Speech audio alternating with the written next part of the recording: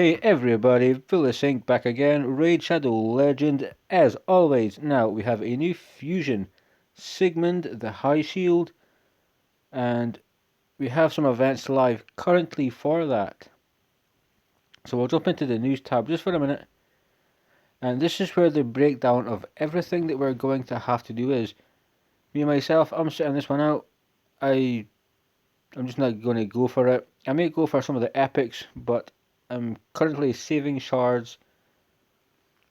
The more I save, the bigger shard opening I can do for everyone watching. So if I can save 100, 150 ancient shards, that would be a lot better than me maybe pulling 10 or 12 on a 2x.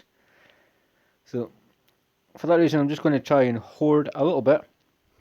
But nonetheless, Sigmund the High Shield is the brand new legendary bannerlord.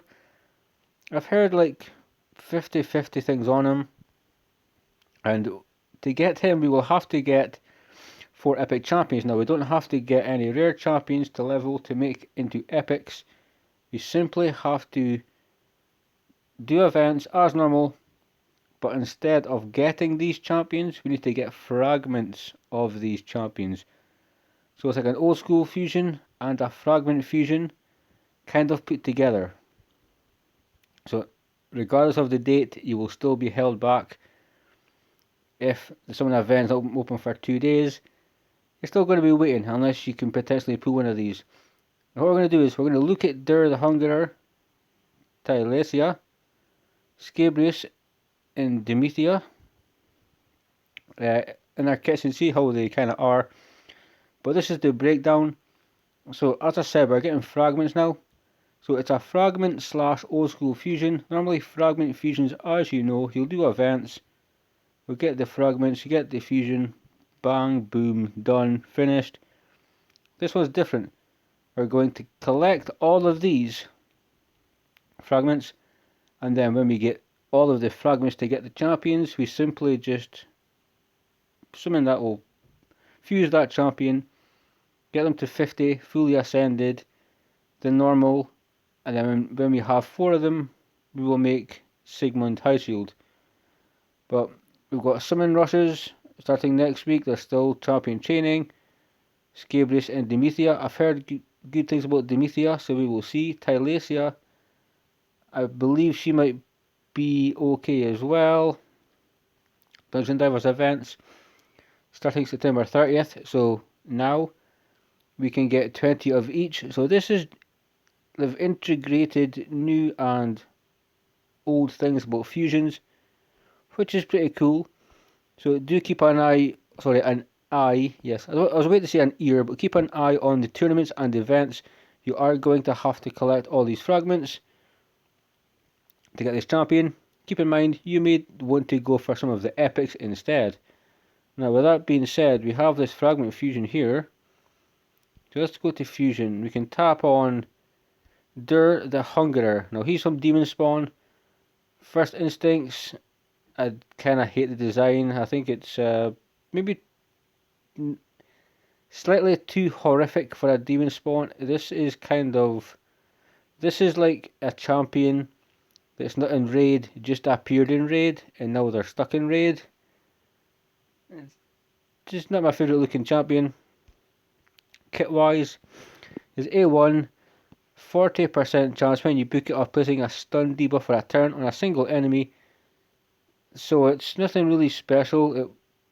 There's potential for faction wars because stunning or CCing anyone can potentially help you, but Cannibal Litany places 30% reflect damage buff on all allies for 2 turns and a 15% continuous heal buff on all allies for 1 turn. So the buffs themselves are pretty good. I like the continuous heal for survivability. I like the and I also like the reflect damage buff. That's pretty decent. Then heals all allies by 15% of their max HP. Quite nice. So reflect damage, you may know that from Ice Golem 20. Let me quickly jump out of here. So bannerlords, skinwalkers, dwarves. let's just go here. They're in the index. We will get to see their level 60 stats, which is where we will maybe try and show them off. Showing people off at 50 is good, but if we can see the actual... So it's 17,000 HP. I was curious.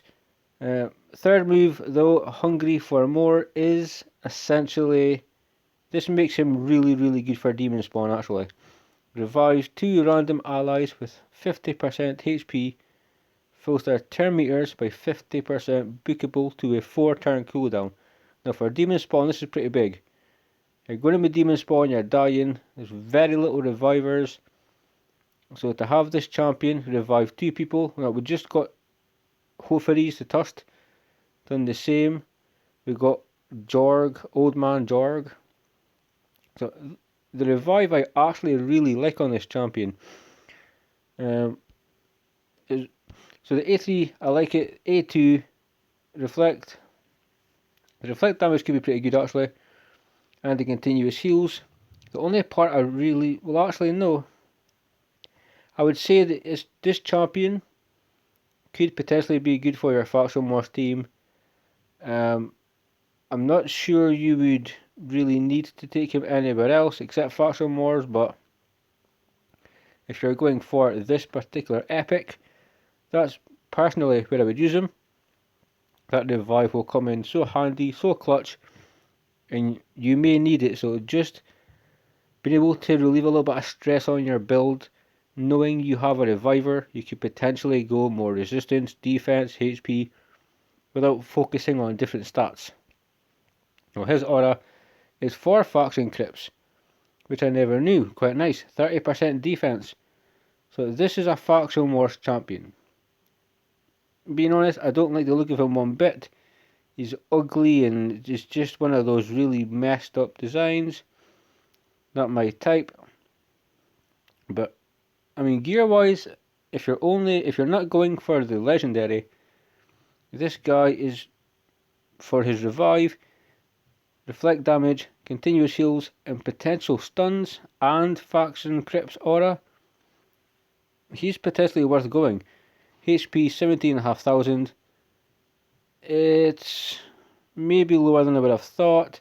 Attack and defense are okay. Speed 102, really nice. Some base resistance of 30. Now we have to go into, I believe now we're going, if I remember correctly, there's one nice Revenant, and I believe this is Telesia, yes, now. This one here, she has a massive forehead, or is that her hair? The black bit of fabric or the black hair, I've no idea what the hell is going on with that. Is it the helmet? It just goes proper dark at the front. But anyway, she looks kinda cool I suppose. Some big nice Revenant Zweihander, or maybe like quad hander type sword. She's an attack based champion. Nice Rev, they kinda have attack based champions. We have the sisters. So let's take a look at her. So attacks one enemy, 50% chance, book it to 70. With a debuff spread, taking one random debuff from the target and placing it on all enemies under hex debuffs. So it's situational. I mean, the only way to get this to work would be to go in with a hex champion to go before her, or if she applies hex herself, which we'll see in a minute.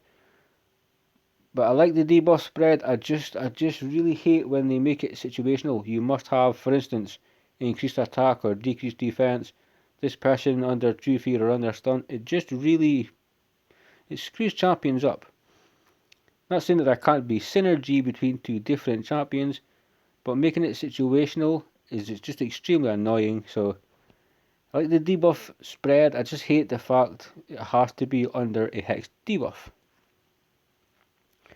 AoE, Shrieking Voices, increases the duration of all debuffs on all enemies by a turn. I mean, yeah, you could throw in a stun set, it would be quite good. Decrease defense, decrease attack, or your poisons. From Tomb Lord. So, a bit of promise with that A2. So the A2 is quite nice. The A3 Melancholia, AoE again, so a stun set could be really good for her. Places a 60% decreased defense debuff for 2 turns. AoE decreased defense. I believe Tomb Lord has Blight, which is decreased defense, decreased attack, and like maybe like both 70% bookable to maybe like 100 or 95% chance to land. But this, the Knights Revenant, they absolutely need an AoE defense down, and this could be the champion. It's AoE, you could put in a stun set to go with this move here, you could put in a stun set, land a stun and increase duration of it. I just really don't like the debuff spread, but I understand that she's going to put up decreased defense, but it's AoE, it's already on everybody. I mean, so the AoE part of our kit is quite nice. I like the A2, I like the increasing duration of debuffs. I like the A3, decreased defense. I just don't like this A1 here, personally. Feast of Woe. When attacking enemies under decreased defense, has a 50% chance of placing a hex on them for 2 turns. So there's the synergy with the A1. So you're going to come in A3 first and foremost. And then I suppose if you did go to the A2, you could go and get a hex, extend it and so on, but overall, I actually think she's pretty good for Knights Revenant. So far, 2 pretty decent epics. This one for Knights Revenant will be so clutch. The first one, with that revive, will just be a beast.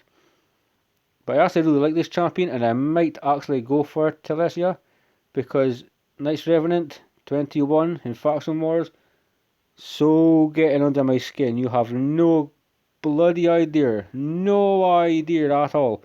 So this could actually, this AoE decreased defense, put in a stun set, this could be clutch. So Telesia, I really like. She's an attack based champion, so she's got lower HP, higher attack. Her defense is actually pretty good. 97. I mean, it's not too fast, not too slow. There is worse speeds. I only have 15 and 60% crit damage. So actually, the first 2 champions are pretty good. If you need a demon spawn, then absolutely you should go for Spiky back. And if you need an AoE decreased defense for your Knights Rev, you absolutely should go for Telesia. I might go for Telesia. So far, if I was to choose one, it would be her. Now we have this dude. He used to be in Teenage Mutant Ninja Turtles. Years back in the day, fighting Shredder. Now he just resides inside Raid Shadow Legends headquarters. Just basically doing not much. This is Scabrius. So it's kind of like maybe the mean looking father of Fane. He's also attack based, and he has a single attack 50% chance, close to 70, of placing 1 poison for 2 turns. If it was 2 poisons for 2 turns, it would be better, but I really just think that's a really shit A1. Compared to the 2 that we've just looked through, this by far is the worst. AoE, 75% chance, 100 when you book it, placing a leech debuff for 2 turns. I'm not a huge fan of leech, just my opinion. I've tried champions with leech, give me a sec, and it's just it hasn't kept me alive. Maybe I'm using the mechanic of it wrong, but I'm not a big fan of leech. So this needed something else to go with the leech. It's nice as an AoE, but I'm not a fan of that move either, in all fairness. Attacks on enemy, 75% chance of placing a weaken debuff for 2 turns. You can pick it to 100%. We'll go to a 4 turn cooldown. Now if you place the weaken, again, situational, he will then buff his own attack. To potentially get damage, I guess, if you give him accuracy, but I can already see a situational A3. Now I have seen videos where he does a bit of damage, but it's not overwhelming. Yes, it's 6 figures, but with the level of gear some people could put on him, it wasn't up to scratch, and I really wouldn't tell anybody that's newer to the game to focus on Scabrace over the other two. I just don't like him at all. I'm just not a fan of this kit. So if I was to tell you do not get one, it's like decreases damage increases by 20% when attacking enemies under poison. You attack and you put up one poison, you stupid fool. What are you going to do? Every time you put up a poison, very small increase in damage. So actually Scabrace for me is one that I would just not go for at all. His base HP is really low. Attack is okay, defense is okay, he's really slow as well, 95 speed. And I just seen, if I was to pick the worst so far, it would be Scabrace for sure. If I was to pick the best, it would actually be potentially 50-50. We have a very good revive, but we also have what Knight's Rev is oh so short of. We need an AoE decreased defense. Now last up is potentially people are saying the best champion of them all. The Amithia Dwarf, fantastic design, I like the weapon, I think the hair is pretty cool. Just overall quite cool. She's very much clad in armour, so very noble of herself. She's an epic support dwarf. We'll quickly do base stats now. Just under 19,000 HP. Solid, quite nice. Attack irrelevant. Defense 1288, so a pretty good starting number. 102 speed, which is really quick. I love it when I see dwarves over 100 and they seem to be pretty good. You know, it gets me a little bit excited. 15 and 50. Crit rate, crit damage, we're not really cared. Resistance, base 30, which is actually pretty good. I believe we may be needing that. We'll check her kit in just a second. And she has 0 base accuracy. So on our A1, attacks an enemy twice, places a shield buff for 2 turns, equal to 10% of Amithia's max HP, on the ally with the lowest HP. So on this A1, whether it's in a wave or clan boss or faction wars, the ally with the lowest HP, she will put a shield buff up for 2 turns on that ally. So it's a very nice support. It does take a lot of books for an A1, like a stupid amount of books. Come on, Plarium, you money grabbing bastards. This is just a bit ridiculous now. You don't just have to put like 9 books into an A1. Come on now. This is slightly stupid now. But otherwise, a pretty nice supportive A1. You're putting up a shield, 10% of Amithia's health on the lowest HP ally.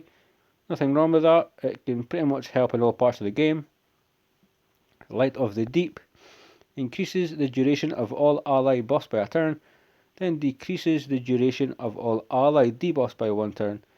Now I'm thinking that might be similar to Flesh Tearer, but I'm pretty sure he enhances or lengthens ally buffs while lengthening enemy debuffs. Slightly different, could be wrong, but I'm just trying to think where it could be used. So we're increasing the duration of all ally buffs, which is nice. If it's increased defense, continuous heals, increased attack, increased speed, whatever it is, that could be extremely good to just make them last longer. But the decreasing the duration of all ally buffs, that's like Arbiter's A2. Now Arbiter's A2, if there is debuffs up with 1 turn and she has the accuracy to pull it off, Arbiter effectively gives you a very small cleanse. If there's debuffs up for 1 turn, the A2 with Arb, she takes them off because they're 1 turn, that's technically a cleanse. This is what this is as well. So you have a shield on the A1 and we have a mini cleanse / increase of buffs on the A2, which is quite good. Also heals allies, all allies, by 2.5% of their max HP. Heals by a further 2.5% max HP for each turn added to or removed from the duration of buffs and debuffs. So if you have a whole clan boss team, let's go clan boss, 5 people, you increase 10 buffs and you decrease 5 buffs. That is taking into account you're getting 20+%, and it does say heals a further 2.5% for each turn added or removed. So in total, say 10 turns, 25% heals. That's kind of how I think that's going to work. I really like that. I think Faction Wars, it could be clutch. It's going to help you keep up what you have to keep up while giving you sustainability. There will be testing in Clan Boss. I'm sure we're going to see loads of videos on it. Quite nice. Goes to a 3-turn cooldown. We can also enhance that heal with books. That's not too bad. But channel the bloodline. Places a block damage buff on all allies for 1 turn. And a 15% continuous heal buff on all allies for 2 turns. So potentially, I'm looking at this. I like block damage. It's all allies for a turn. Question is, you can unkillable, and I think revive on death. There is buffs you cannot extend. Like you cannot extend the unkillable. Pardon me? Because I've tried, and I'm just thinking if we can actually extend block damage. Because if we can, that's pretty cool. Because we can then go to this move here and extend the continuous heal buff that we're getting, that's 15% for 2 turns. So A3, pretty nice. I think it does work well with our kit when you look at the A2, extending buffs, decreasing debuffs, as well as clan boss, as well as faction wars, and in general dungeon progression for people. Doom Tower, what's the Bommel guy? So we had Samar Gemcurst, we had Crimson Helm, and there's somebody else. So they can do that type of strat. Is Amithia the same? If we keep this 3 or 4 turn cooldown, are we able to trigger or just kind of time block damage continuously? Keep in mind, you would need tremendous resistance because that continuous heal buff will be stripped and you'll just get a bomb for it. But it's a pretty nice A3. I can see Faction Wars for sure. She's going to be so good. She's definitely going to be in teams. She's going to help a lot of players progress in dungeons. And I'm also a bit of a fan of continuous heal buffs. Just the 1 is okay. If it was 2, it would have been potentially a little bit overpowered. But otherwise, a very nice A3, a very nice kit as well as the shield and the heal. So ally defense in all battles, 20% in all battles. That's what I like to hear. In all battles, oh yeah. Extra defense, block damage, continuous heals, extending buffs. You're getting shields, you're getting heals, getting a mini cleanse. Amithia is going to be absolutely crucial for certain people. Maybe mid-game players that are halfway through dungeons. Maybe people are struggling, faction wars. They're trying to do, I'm not sure about the speeds and how you would set it up. But I'm pretty sure there's an unkillable clan boss team with a Warcaster. Could she potentially jump in and be used there also? So, not too bad. We've dark screened. It's went all fuzzy. Oh no. But anyway guys, if I had to choose, we'll just remain dark for a second because I'm just going to let you get back to your days in a minute. If I was looking at Scabrius, I would just tell you do not waste your time. If I was looking at Telesia, I would say she's worth it. If I was looking at the Dwarf, she's definitely worth it. And the Demon Spawn is actually worth it. So we have 3 out of 4 good epics I would not go for Scabrius, but because we've got a bit of a darker screen now, luckily we've reached the end of the video. I'll take a closer look at the legendary, and I'll maybe go over his kit in a bit more detail in a separate video. But 3 out of 4 epics, guys, are actually pretty good. I'm not pooling myself, but I may have to look at potentially the charts for events and tournaments to see if it's actually worth it. Because guys, 3 out of 4 I would actually recommend you do go for. Whether you want to even consider this shield boy, those 3 epics are very, very good, can help you progress. And their kits are pretty good, pretty badass. So, apart from books. So with that being said, guys, thanks for watching. As always, if you like the content, please hit the like button, give me a subscribe, stay safe, keep reading, and I'll catch you guys next time.